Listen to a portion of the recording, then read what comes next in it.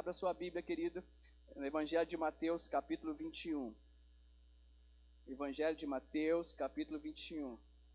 Nós vamos ministrar a palavra de Deus agora, logo em seguida, nós estaremos ministrando a ceia do Senhor. Esta semana, o mundo completou os 500 anos da Reforma Protestante, quando Deus levantou Martinho Lutero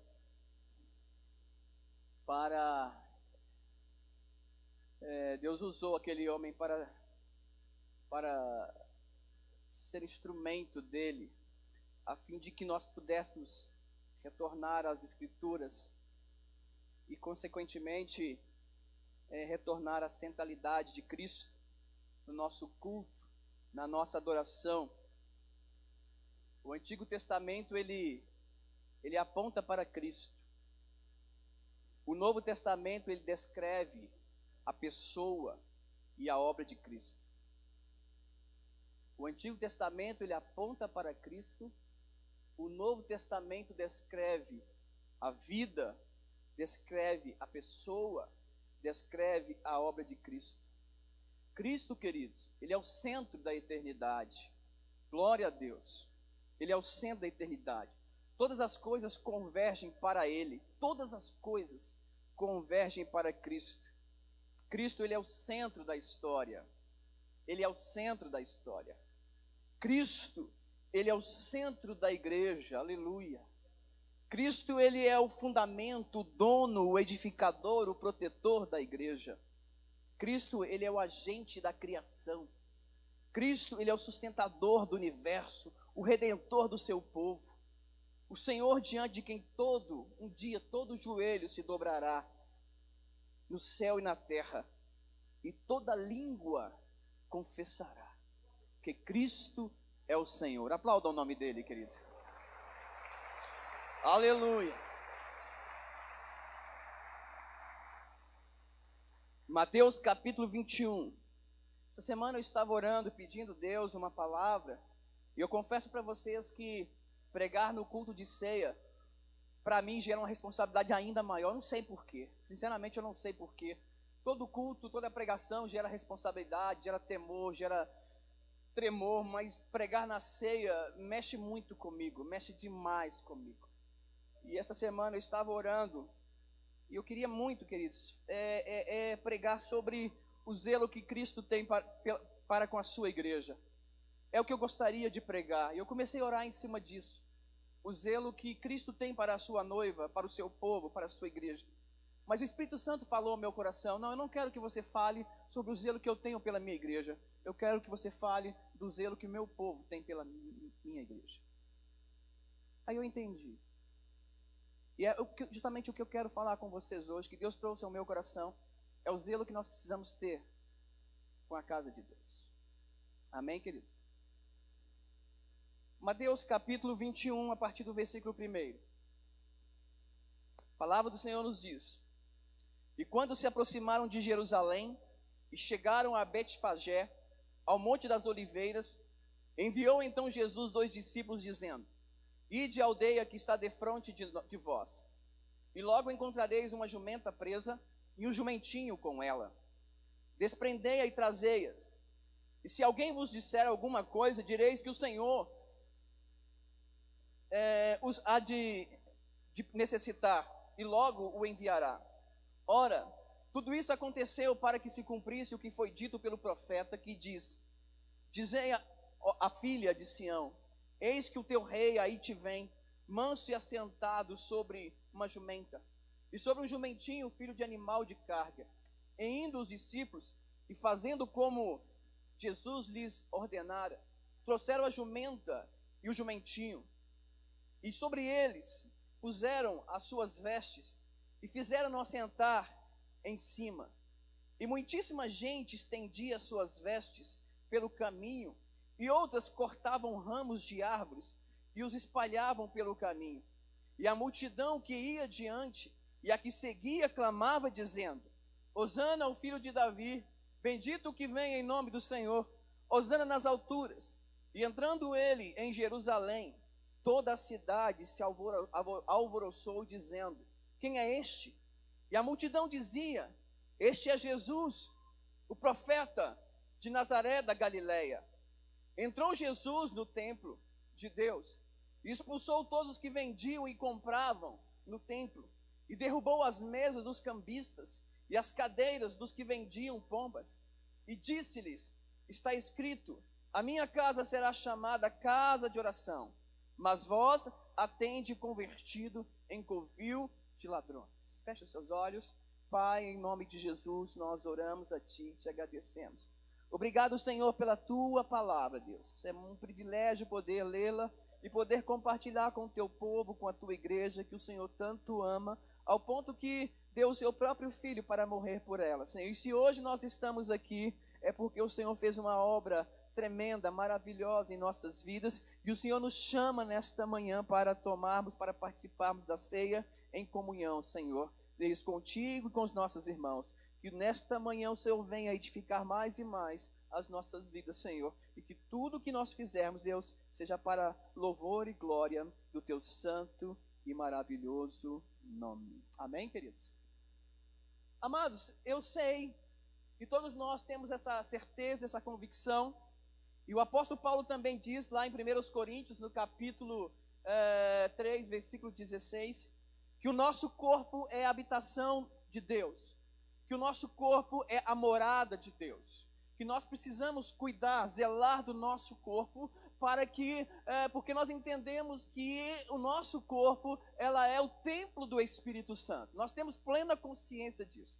Mas também é fato que, mesmo nós sendo o templo do Espírito, quando nós nos afastamos da casa de Deus, da casa que foi feita por mãos de homens, a gente sabe que a gente pode gerar um problema sério na nossa vida. Embora nós sejamos templo do Espírito, morada de Deus, mas quando eu me afasto do templo, quando eu me afasto da comunhão, quando eu me afasto da casa de Deus, eu gero um grande perigo porque eu posso então perder, ou eu posso permitir que essa casa, essa morada de Deus, ela se esfrie, ou então ela se contamine com as coisas que estão lá fora. Mas antes de entrar no texto que nós acabamos de ler, eu quero falar um pouquinho para você sobre a história de Israel, para você entender aquilo que Deus colocou no meu coração para a sua vida. No Antigo Testamento, o que aconteceu aqui, aconteceu no Antigo Testamento. Houve uma divisão do povo de Israel, da nação de Israel. Davi, ele se torna rei de Israel, ele tem grandes conquistas, ele tem filhos, e um dos seus filhos, Salomão, assume o trono de Israel. Com a morte de Salomão, o reino de Israel se divide, o seu filho Roboão, ele se torna rei de Israel, o reino do norte, aliás, o reino do sul, Roboão, Judá, e o reino do norte, Israel, Jeroboão então assume. O reino de Israel é composta por 10 tribos, e o reino de Judá por 2 tribos. Há uma divisão entre esse povo que Deus escolheu para ser o seu representante aqui na terra. Israel se divide em reino do norte e reino do sul. Reino do norte e reino do sul. Reino do sul, Judá. E cada um desses reinos, eles construíram o seu templo. Jerusalém era a sede de Judá, e ali havia um templo que foi construído por Salomão. O reino do norte, as pessoas, elas adoravam a Deus no Monte Gerizim. E a Bíblia fala, queridos, que os judeus, o reino do sul, eles tinham dificuldades com o reino do norte. E os reinos do norte, eles eram mais representados pelos samaritanos. E havia uma disputa. E essa disputa durou séculos de ódio, preconceito e discriminação entre um povo que foi dividido. Preste atenção, queridos. O povo que Deus havia constituído para ser o seu representante aqui na terra, ele foi dividido. E por mais de século, eles se odiaram, eles tinham preconceito e eles discriminavam um ao outro. O reino do norte, o reino de Israel, que tinha 10 tribos, foi invadido pelos assírios. E os assírios, uma tática miscigenar, né? Eles pegaram a população que eles haviam conquistado o reino do norte, então eles se misturaram com eles através dos seus casamentos para diminuir o sentimento de nacionalidade. Olha o que os assírios fazem: eles invadem o reino do norte, eles dominam o reino do norte, eles se misturam, eles se casam, e para que eles perdessem a nacionalidade, e também para que evitasse possíveis revoltas pela independência. Assim foi o que os assírios fizeram. E com a invasão dos assírios, eles também levaram os seus deuses, e o culto do reino do norte acabou se tornando um culto pagão. Isso fez com que a região de Judá, a região do sul, o reino do sul, ficasse mais distante ainda do reino do norte. Aconteceram crises políticas, crises religiosas, e as duas nações, os dois reinos, eles tiveram a sua decadência. O reino de Israel, o reino do norte, foi destruído pelos assírios, enquanto o reino do sul, o reino de Judá, foi destruído pelos babilônios. Depois de muitos anos eles voltam, mas eles mantêm uma separação ainda muito grande entre judeu e samaritano. Havia uma hostilidade muito grande do judeu com o samaritano. O judeu, para ir até a Galileia, ele preferia andar 173 quilômetros aproximadamente para não passar por Samaria. Mas em João, no capítulo 4, Jesus, ele indo para Galileia, ele resolve passar por Samaria. Ele quebra um preconceito, ele procura mostrar que não existe ninguém melhor do que ninguém. Jesus, ele sabe que em Samaria as pessoas estavam sedentas por salvação, porque eles também tinham um local de adoração. E justamente no Evangelho de João, no capítulo 4, Jesus ele tem um encontro com uma mulher samaritana, ao meio-dia. Esse poço de Jacó ficava entre o vale de Ebal e o vale de Gerizim. E é justamente no monte de Gerizim, no monte Ebal, é justamente no monte de Gerizim onde os samaritanos adoravam a Deus, e em Jerusalém era onde os judeus adoravam a Deus. Na cabeça, no coração deles, a adoração deveria ser feita no templo, somente no templo. Por isso que os judeus, todos os anos eles iam para Jerusalém, para a festa, e havia algumas festas. Mas Jesus ele encontra com aquela mulher samaritana, nesse momento muito especial para ela, para mostrar para aquela mulher que a vida dela precisava ser transformada, que o templo de adoração, o templo dela estava contaminado, e aquele templo precisava ser purificado, mas também Jesus traz para ela, ensina para ela como que ela deveria adorar ao Senhor. E do ponto de vista da pregação de Jesus para aquela mulher, o mais importante não era onde os verdadeiros adoradores deveriam adorar, mas como eles deveriam adorar. Jesus ele teve um encontro com aquela mulher para mostrar para ela que em qualquer lugar ela poderia adorar a Deus. Não somente no templo em Jerusalém ou no monte de Gerizim ela podia adorar a Deus, mas também ela precisava limpar o seu templo, a morada de Deus, que era a sua própria vida. E ela então entende a mensagem de Jesus, e ela então começa a proclamar que havia encontrado o Messias. Queridos, vejam que os judeus valorizavam muito o templo, e eles não entendiam que qualquer lugar você poderia adorar a Deus. Mas ao mesmo tempo que a gente entendeu que o nosso corpo é templo do Espírito, aí eu quero trazer essa mensagem que Deus colocou no meu coração. Porque muitas pessoas hoje estão dizendo, não, o meu corpo é templo do Espírito, é morada de Deus. Sim, é morada de Deus, é templo do Espírito. Perfeitamente, concordo plenamente. Mas existem muitas pessoas que, pelo fato de terem esse entendimento, estão menosprezando a casa de Deus. Se a casa de Deus ela não tivesse a sua responsabilidade nas nossas vidas, na nossa vida cristã, no nosso dia a dia, na nossa família, Jesus não teria feito o que ele fez, o que está registrado em Mateus no capítulo 21. Jesus ele teria rejeitado. Jesus ele não estaria nem aí para o que ele viu lá no templo. Mas Jesus ele não fez isso. E o texto está falando, o texto que nós lemos, está falando de um templo que foi construído por mãos humanas. E que Jesus sim se importou com este templo.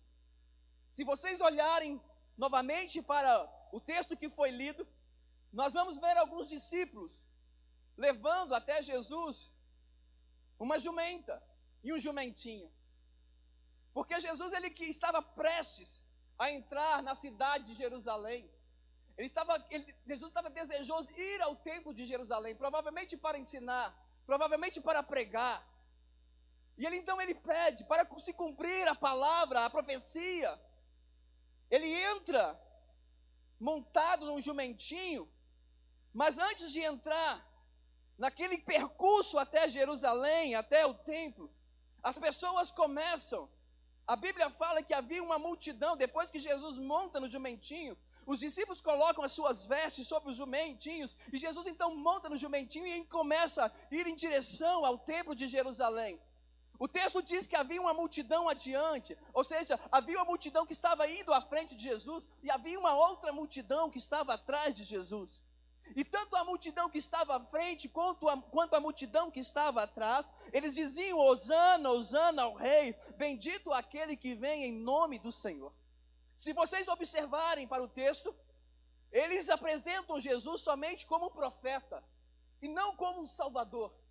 No versículo 11, a multidão começa a perguntar: quem é este? Quem é este? A multidão que estava vindo, a multidão provavelmente que estavam vindo de outros locais para Jerusalém para festejar, para cultuar, porque haviam 3 festas importantes daquela época. E eles então perguntam: quem é este? E alguém diz: este é o profeta Jesus, de Nazaré da Galileia. Os visitantes também se juntam à multidão e perguntam: é este que operou maravilhas? É este que curou Lázaro? É este que curou o leproso, os leprosos? É este que uma mulher tocou nele e foi curada do seu fluxo de sangue? É este que curou cego, que curou surdo? Sim, é este. Mas interessante, queridos, que quando Jesus ele monta naquele jumentinho, haviam várias pessoas enfermas ao lado dele, no caminho para Jerusalém. Muitas pessoas estavam enfermas, e você vai ver isso daqui a pouco. Mas interessante é que Jesus ele não dá atenção. Olha só que coisa interessante. Jesus ele jamais rejeitou uma pessoa quando essa pessoa o clama, quando essa pessoa o busca. Mas nesse momento, quando ele monta num jumento e vai em direção a Jerusalém, ele olha para o templo, o seu olhar fica fixo, os seus olhos ficam fixos no templo. Ele não olha nem para a direita, ele não olha para a esquerda. À direita ou à esquerda haviam pessoas precisando de cura. À direita e à esquerda haviam pessoas precisando de um milagre. Mas Jesus não olha para essas pessoas. Jesus ele foca no templo. À direita ou à esquerda haviam muitas crianças. E Jesus ele dizia: olha, deixe que as crianças venham até mim, porque das tais são o reino de Deus. Mas Jesus não dá atenção àquelas crianças, porque os olhos dele estão focados no templo. Haviam viúvas naquela época, e o coração de Jesus era apaixonado pelas viúvas. Mas mesmo com aquelas viúvas ali, Jesus ele não dá atenção para as viúvas. Ele olha para o templo e fica focado no templo. E esse Jesus que havia curado, esse Jesus que havia libertado, transformado vida, dado atenção para as crianças, dado atenção para os necessitados, para as viúvas, naquele momento ele não olha para nada, a não ser para o templo. Sabe, queridos, e o que Jesus vê no templo? Jesus ele vê no templo uma cena fervorosa de atividade religiosa. Não pense você que Jesus ficou assim maravilhado, porque o templo estava cheio, era muita gente, muitos líderes religiosos, era muito dinheiro que estava sendo colocado nos cestos, e quanto mais dinheiro se colocava nos cestos, mais os líderes religiosos vibravam, e eles estavam convictos que a festa estava maravilhosa, porque havia muita gente, havia muitos animais, pombos, cordeiros, bois estavam ali, e havia muita gente vindo de todos os lugares para oferecer sacrifício a Deus.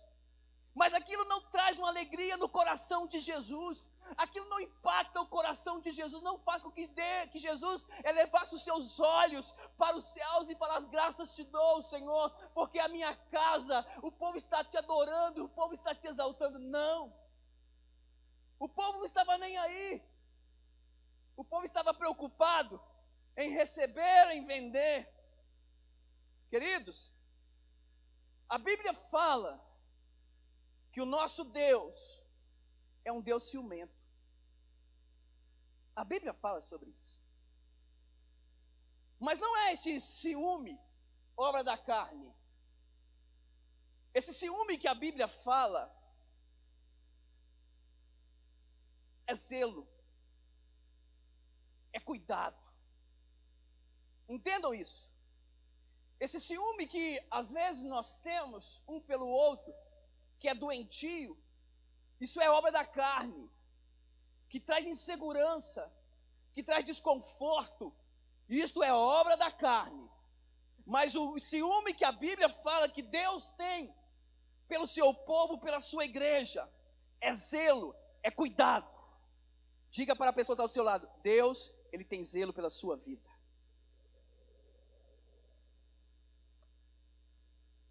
Que bom. Nesse zelo vem o cuidado, nesse zelo vem a proteção, nesse zelo vem a admoestação, nesse zelo vem a correção. Amados, o povo estava alegre, mas Jesus, ele olha para o templo, e ele entra no templo, e ele pega um chicote, e ele começa a virar as mesas. Ele começa a soltar os pombos que estavam presos, sendo vendidos. Os cordeiros são soltos de seus cercados. Eu acredito que os bois saíram virando aqueles baús cheios de dinheiro, dinheiro espalhando para tudo quanto é lado. Jesus, ele não para de fazer isso.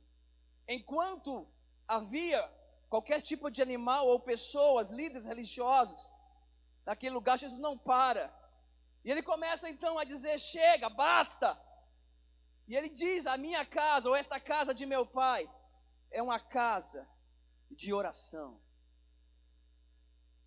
Jesus, ele não aceita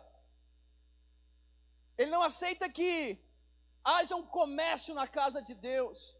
Porque o povo, ele pega a casa de Deus, ao invés de ter a casa de Deus como um local de reunião do povo para adorar a Deus, o povo fez da casa de Deus um comércio. E Deus, ele não aceita isso. Ele fala: a minha casa é casa de oração. Aleluia!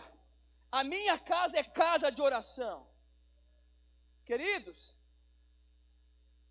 aleluia! Mesmo nós sabemos que nosso corpo é templo do Espírito. Contudo, o lugar de adoração chamado templo também deve ser respeitado como um lugar especial para a presença de Deus. Ele é tão respeitado que Jesus, ele faz o que ele fez. O templo deve ser tão valorizado como Jesus valorizou o templo. É claro que você é um adorador, você pode ser um adorador na sua casa. Você pode ser um adorador no seu trabalho, e eu espero que você esteja adorando a Deus no seu trabalho. Eu espero que a sua vida tenha sido uma vida de adoração no seu trabalho. Você pode ser uma vida de adoração no seu celular. Você pode ter uma vida de adoração no seu celular. Porque tem muita coisa que está passando pelo nosso celular que ninguém sabe. E você esconde e você apaga, para que ninguém veja. Mas o nosso Deus, Ele conhece todas as coisas e conhece o seu coração. Sabe, queridos, Deus está nos chamando a sermos adoradores em tudo quanto é lugar. Mas Ele também está dizendo: olha, sejam verdadeiros adoradores e cuidem da minha casa. Louvado seja o nome do Senhor. Sabe por quê, queridos? Porque é neste lugar que nós estamos hoje, que muitas pessoas pagaram o preço por estarmos aqui hoje. Pessoas que estão conosco, pessoas que já partiram para a eternidade, que choraram para que hoje nós estivéssemos aqui. Eu vou repetir, pessoas que já partiram para a eternidade, que sonharam um dia ver este templo construído, mas eu não vou dizer não tiveram privilégio. Eu não vou dizer isso, não tiveram privilégio de ver, porque eu tenho certeza que essa pessoa está numa morada bem melhor. Glória a Deus. E que justamente onde? Para onde um dia nós iremos. Queridos, porque a casa de Deus é o lugar onde nós aprendemos e passamos as maiores experiências de nossas vidas. E não pode ser considerado um lugar comum. A igreja, o templo, mesmo construída por mãos de homens, obrigado, filhão, não pode ser considerada um lugar comum. No Antigo Testamento, o templo era reverenciado pelo povo. E esse sentimento respeitoso nos ensina como nós devemos amar a nossa igreja e zelar por ela. E eu quero usar alguns versículos do livro de Salmos para você entender a importância da casa de Deus. É tão bom, amados. Quisera eu que na minha época de criança nós tivéssemos um Koinonia Júnior. Quisera eu na minha infância ter um Koinonia Júnior. E graças a Deus que as nossas crianças hoje têm um templo para eles. Para eles. Eles brincam, eles se divertem, mas lá eles adoram, eles ouvem a palavra de Deus.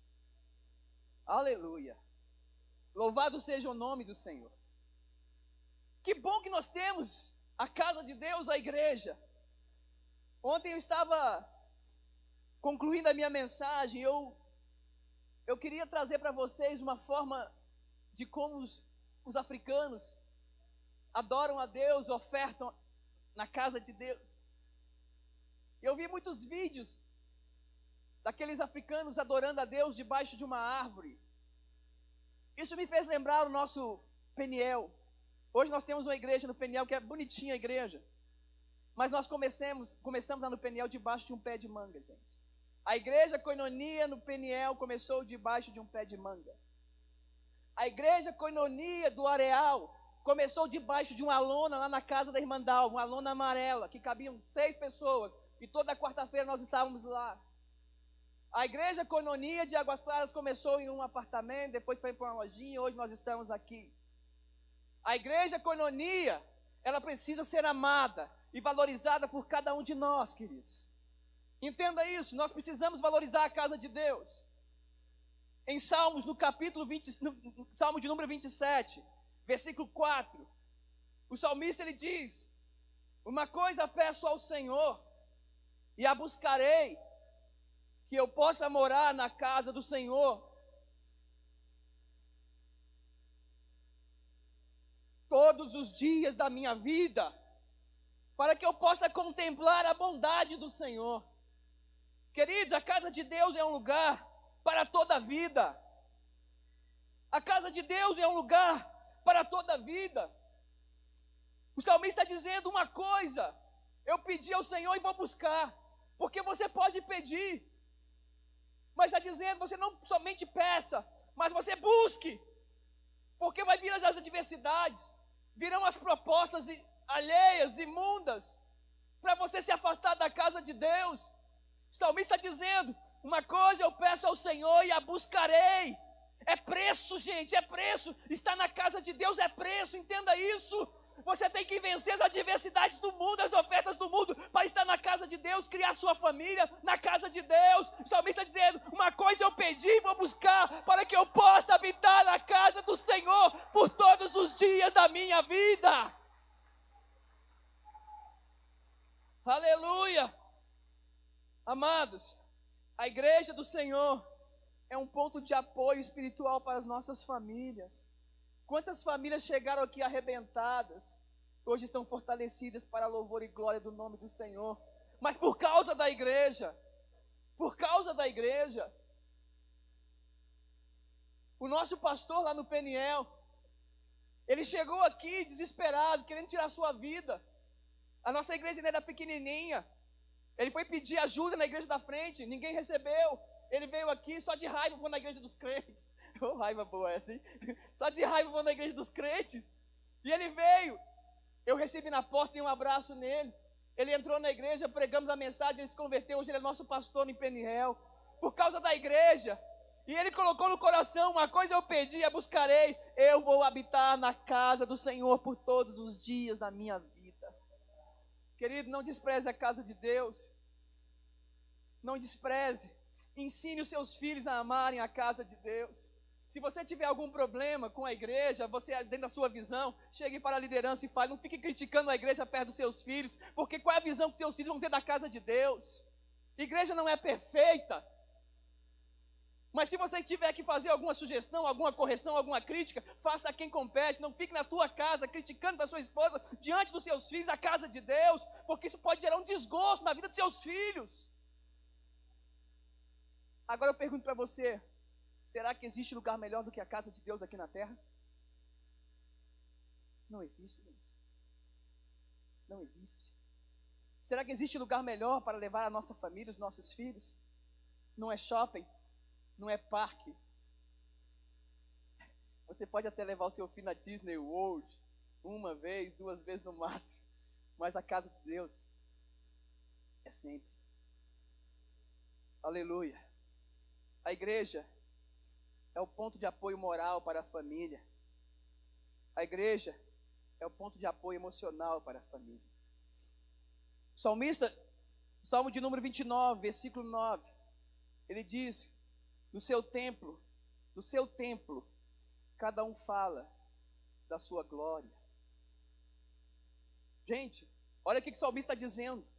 No seu templo, cada um fala da sua glória. Da glória de Deus, e não da sua glória. Da glória de Deus, no templo. No tabernáculo feito por Moisés, como no templo que foi construído por Salomão. Os templos, tanto o tabernáculo como o templo de Salomão, eram esplêndidos, eram maravilhosos. O coração dos visitantes ficava apaixonado pelo tabernáculo, pelo templo de Salomão. Mas tanto no tabernáculo, querido, como no templo, a presença de Deus era mais forte do que toda a beleza. Numa boa, eu acho o nosso templo bonito. Eu acho o nosso templo confortável. Só não é tão confortável na hora da saída. Mas nós já estamos providenciando portas laterais para que o fluxo seja mais tranquilo. Mas a nossa igreja é uma igreja bonita, eu acho. Eu acho. Provavelmente nós construiremos uma igreja maior daqui a alguns anos. E com certeza será mais bonita ainda. Mas se não houver a glória de Deus, não nos faça, Senhor, construir templo nenhum. Se não houver a glória de Deus, não nos faça construir templo algum. Vamos voltar para a lojinha, vamos voltar para a casa, o apartamento, mas que a manifestação da glória de Deus seja real nesta igreja. Aleluia. Louvado seja o nome do Senhor. Salmo de número 48, versículo 9. Pensamos, ó Deus, na tua misericórdia, no meio do teu templo. A casa de Deus é um lugar de misericórdia. A casa de Deus é um lugar de salvação. A casa de Deus, queridos, os irmãos que estão, que tem que fazer o Enem, tá? Fique à vontade, Deus abençoe. Estou falando porque é isso que você está fazendo, né? Deus abençoe lá, entendeu? Os irmãos que vão fazer o Enem, fique à vontade. Esqueci de falar isso no início, mas obrigado por ter me lembrado. Obrigado, então. Deus abençoe vocês, tá bom? A casa de Deus é um lugar de misericórdia. A casa de Deus não é um lugar de julgamentos, querido. A casa de Deus não é um lugar de pessoas perfeitas. Não. A casa de Deus é um lugar onde as pessoas chegam, o pecador chega, e ele encontra amor, compaixão e misericórdia na vida daqueles que um dia receberam amor, compaixão e misericórdia. A casa de Deus é um lugar onde as pessoas aprendem a ser amados, onde as pessoas aprendem a amar.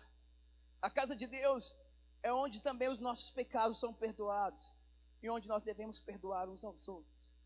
A casa de Deus é a casa de misericórdia. Salmo de número 69, versículo 9. O zelo da tua casa me consumiu. Olha o que o salmista diz: o zelo da tua casa me consumiu. Gente, no Antigo Testamento, o tabernáculo, o templo, eram guardados 24 horas por dia. Presta atenção. 24 horas por dia o templo era guardado. E aquilo consumia o coração, mas não era um consumo de cansaço, de tédio, não, era um consumo de prazer, era um consumo de alegria, era um consumo de responsabilidade, era um consumo de treinamento, de dedicação, de excelência. O tabernáculo e o templo eram guardados 24 horas por dia. Havia escalas de levitas, e eles ministravam adoração ininterrupta, não parava, 24 horas, o povo adorava, os levitas se revezavam em turnos para dar conta do serviço. Levitas eram grupos de pessoas da tribo de Levi, separados, para levar a arca da aliança do Senhor, ou seja, a presença de Deus. Levitas, eles tinham que estar diante do Senhor para servir e abençoar no nome do Senhor. Haviam levitas na música, havia levitas como juízes, havia levitas como oficiais, havia levitas como porteiros. Essa ideia de que levita é só aquele que canta, isso não existe, gente. O levita também ficava na porta. O levita também ficava na porta para receber as pessoas. O levita, ele era juiz, ele sabia julgar as causas do povo. O levita, ele sabia ministrar, ele sabia pregar. Mas o texto diz que os levitas ficavam 24 horas. O levita da música ficava 24 horas por dia, adorando o Senhor, adorando. Eles eram treinados. Futuros levitas eram treinados para dar continuidade à adoração na casa de Deus, no templo do Senhor. E eles davam o melhor que eles tinham na adoração. Eles davam o melhor que eles tinham na adoração. Eu não sei se você é dedicado, se você já tem o seu ministério. Eu não sei se você já exerce o ministério na igreja, em algum lugar. Mas saiba de uma coisa, querido. Se você exerce algum ministério, se dedique, exerce esse ministério de uma forma tal, dê o seu melhor no seu ministério. Não faça de qualquer maneira. Vejam só, o texto está dizendo aqui que eles se dedicavam, a história diz que eles se dedicavam 24 horas por dia. E eles se dedicavam o melhor que eles podiam fazer. Porque a Bíblia também fala, Paulo fala em 1 Coríntios capítulo 15, versículo 58, que no Senhor o nosso trabalho não é vão. Aleluia. E Salmo de número 84, versículo 1 a 4. Vou pegar um textozinho. O salmista diz: pois um dia nos teus átrios vale mais que 1000. Prefiro estar à porta da casa do meu Deus a permanecer nas tendas da perversidade ou da iniquidade. Olha o que o salmista diz: pois um dia nos teus atos vale mais que 1000. Prefiro estar à porta da casa do meu Deus a permanecer nas tendas da perversidade. A casa de Deus é um lugar muito especial. A casa de Deus é um lugar muito especial. As pessoas iam para o templo, para Jerusalém, nas festas do tabernáculo, Pentecoste e principalmente na Páscoa. Todos os anos eles se preparavam. E eu acredito, queridos, que isso gerava uma expectativa muito grande no coração deles. E o salmista diz que ele tinha prazer em estar na casa de Deus. que não existe lugar melhor do que estar na casa de Deus. Amados, aqui eu paro para fazer uma pergunta. Onde é que nós temos firmado os nossos passos? Onde é que nós temos firmado os nossos pés? O salmista está dizendo: eu prefiro estar um dia na casa de Deus do que 1000 nas tendas da perversidade. Onde você tem buscado os seus relacionamentos? Na casa de Deus ou fora da casa de Deus? Aí você vai dizer: ah, pastor, mas na casa de Deus eu não consigo fazer relacionamento. Você não consegue por quê? Será que não é desculpa sua? Por que não? Por que você consegue fazer relacionamento lá fora, no seu ambiente de trabalho, e não consegue fazer na igreja? Deixa eu te dizer mais. Os seus melhores amigos começam em casa. Você que é casado, a sua melhor amiga é a sua esposa. O seu melhor amigo, esposa, é o seu esposo. Filhos, seus melhores amigos são seus irmãos e são seus pais. Por que a gente consegue ter bons amigos lá fora e não consegue ter aqui na casa de Deus? Eu queria que você pensasse um pouquinho na motivação do seu coração. Porque o salmista está dizendo: melhor é passar um dia na casa de Deus do que 1000 lá fora. Do que 1000 lá fora. Gente, a casa de Deus, Deus está dizendo para nós: não abra mão de estar na casa de Deus, valorize o seu ministério, não troque o seu ministério por nada, por nada. Salmo de número 93, versículo 5. A tua casa convém a santidade, Senhor, para todo sempre. Aleluia. A tua casa convém a santidade, Senhor, para todo sempre. Queridos, Deus nos chamou, Deus nos separou para sermos santos. Você foi chamado, você foi tirado para fora, você foi separado. A casa de Deus é um lugar santo. Você não pode chegar aqui, você pode até chegar aqui totalmente despreparado, mas você tem que sair daqui pensando em mudança de vida. Você pode chegar aqui machucado, arrebentado, mas você precisa sair daqui fortalecido no Senhor. Você pode entrar aqui com a sua consciência pesada pelo fato que você errou, vacilou, mas você tem que sair daqui, entender que aqui há uma presença de Deus, e quando nós estamos aqui, Deus ele deseja gerar em nós mudança de vida, Ele precisa limpar o nosso coração, e nós precisamos ser santos na sua presença. Porque se eu quero adorar a Deus com o coração sujo, se eu quero adorar a Deus com o coração manchado, escondendo erros, escondendo pecados, eu não posso dizer para Deus: Deus, eu te amo, tu és santo, porque o pecado o pecado não anda de mãos dadas com a santidade. Então nesta manhã nós vamos cear, querido, e Deus está te chamando para você fazer uma avaliação na sua vida espiritual. Como que está a sua vida espiritual? O que você tem vivido, o que você tem falado, o que você tem pensado, o que você tem assistido, o que tem alimentado o seu coração. Lembre-se que o salmista está dizendo: a tua casa, Senhor, convém a santidade. Aleluia. Nós somos chamados para ser santos. Glória a Deus. E por fim, amados, Salmo 122, versículo 1. Alegrei-me quando me disseram: vamos à casa do Senhor. A casa do Senhor é um lugar de alegria. É um lugar de alegria. A casa do Senhor, quando a gente pode até vir triste, cabeça baixa, mas com a presença do Senhor, com a glória de Deus, com a santidade, Deus ele renova as nossas vidas, Ele restaura a nossa vida, porque a casa de Deus é uma casa que há alegria. O salmista ele diz: alegrei-me quando me disseram, vamos à casa do Senhor.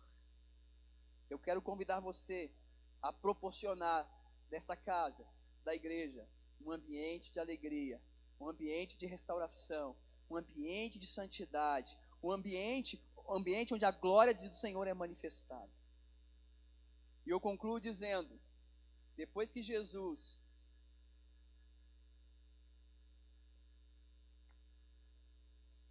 Ele limpa o templo. No versículo 12, do capítulo 21 de Mateus, depois que Jesus ele purifica, ele limpa o templo, o versículo 12 diz o seguinte: tendo Jesus entrado no templo, expulsou todos que ali vendiam e compravam, também derrubou as mesas dos cambistas e as cadeiras dos que vendiam pombas, e disse-lhe: a minha casa será chamada casa de oração. No versículo 14, vieram a ele no templo cegos, coxos, e ele os curou. Quando ele monta no jumentinho, ele não dá atenção, ele não esquece do doente, do necessitado, mas havia um objetivo, que era purificar o templo.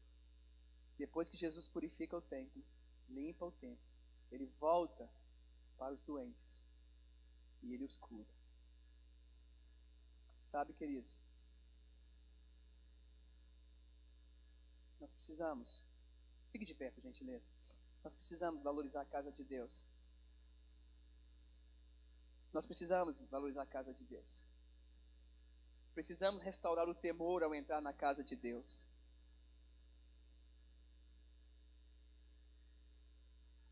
Precisamos restaurar o temor ao entrar na casa de Deus. Existem muitas pessoas hoje que estão céticas com relação à igreja. Muitas pessoas hoje que estão decepcionadas com a instituição, talvez até mesmo com lideranças. Mas deixa eu dizer para você, mesmo assim a casa de Deus deve ser um lugar especial para cada um de nós. Para cada um de nós.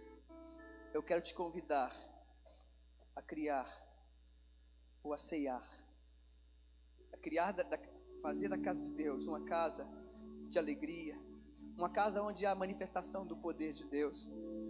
Eu quero te convidar, ao entrar na casa do Senhor, você dobrar os seus joelhos e você orar a Deus, e você adorar a Deus, e você entender que na casa de Deus há uma presença maravilhosa. Eu quero te convidar a receber essas pessoas na casa de Deus com misericórdia, com amor. Eu quero te convidar a valorizar cada detalhe da casa de Deus. Eu quero te convidar a amar a casa de Deus. Eu quero te convidar a participar da casa de Deus.